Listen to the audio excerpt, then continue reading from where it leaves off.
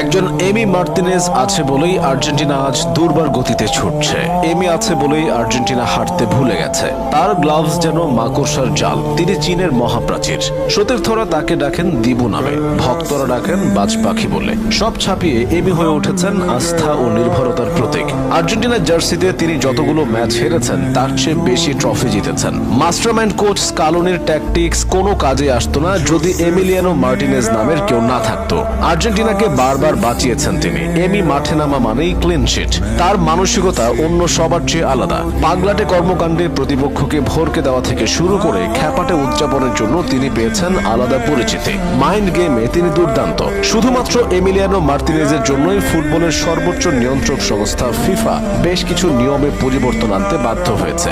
এখন থেকে গোলকিপাররা পেনাল্টি নিতে আসা প্লেয়ারের মনোযোগ নষ্ট করার মতো কোনো কাজ করতে পারবেন না। পেনাল্টি নেবার সময় বাড়িয়ে দেরি করিয়ে দেওয়া যাবে না।